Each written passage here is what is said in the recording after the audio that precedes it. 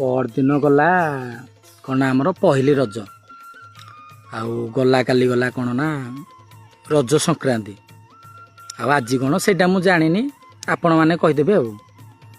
ତ 12 ମାସରେ 13 ପର୍ବ ଯଦି ଆମ ଏଇ ପଞ୍ଚାୟତ କଥା କହୁଛି ଯଦି କେଉଁ ଗାଁକୁ ବୁଝାଯାଏ ସେଇଟା ହେଲା ମୋ ଗାଁ କାଦୁଆ।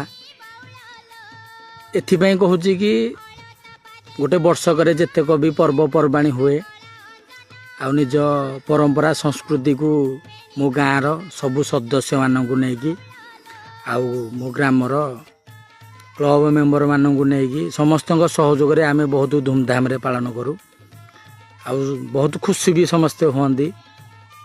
ଆଉ ସେଥିମଧ୍ୟରୁ ରହିଲା ଆମର ଏଇ ରଜକୁ ବି ଆମେ ଆଗରୁ ଏଇ 2023 ହେଉ 2024 ହେଉ ମୋ କ୍ଲବର ସମସ୍ତ ସଦସ୍ୟମାନଙ୍କ ଦ୍ୱାରା ସମସ୍ତଙ୍କ ସହଯୋଗରେ ବହୁତ ଧୁମଧାମରେ ଆମେ ପାଳନ କରୁ।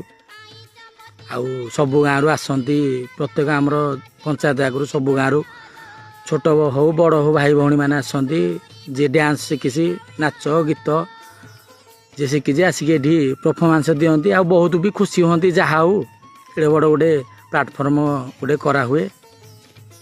ତ ଆଉ ଆଗ ଭଳିଆ ଆଉ କାହାର ମନୋଭାବ ନାହିଁ, ଆଗ ଭଳିଆ ଆଉ ରଜ ବି ରଜ ଭଳିଆ ଲାଗୁନି। ଆଉ ବର୍ତ୍ତମାନ ଆମେ କେବଳ ପଇସା ପଛରେ କେବଳ ଗୋଡ଼େଇଛେ, ନିଜ ପଇସା ପଛରେ ଗୋଡ଼େଇ କେତେବେଳେ ନିଜ ପରମ୍ପରା ସଂସ୍କୃତିକି ଆମେ ଭୁଲି ଯାଉଛେ। ତ ବର୍ତ୍ତମାନ କେବଳ ପର୍ବପର୍ବାଣି ଆସିଲେ କେବଳ ଇନଷ୍ଟା ହେଉ ଫେସବୁକ୍ ହେଉ ଆମର ହ୍ୱାଟ୍ସଅପ୍ ହେଉ କେବଳ ଷ୍ଟାଟସ୍ ପକାଇବା। ଆଉ ବର୍ତ୍ତମାନ ତ ଚାଲିଛି କେବଳ ନଦୀ ଗାଧୁଆ ଗୋଟେ ଟ୍ରେଣ୍ଡ ଚାଲିଛି, ନଦୀ ଗାଧୁଆ କେବଳ। ଆଉ ସମସ୍ତଙ୍କୁ ଅନୁରୋଧ ନିଜ ପରମ୍ପରା ସଂସ୍କୃତିକୁ ବଜାୟ ରଖନ୍ତୁ, ଏତିକି ଅନୁରୋଧ ଆଉ।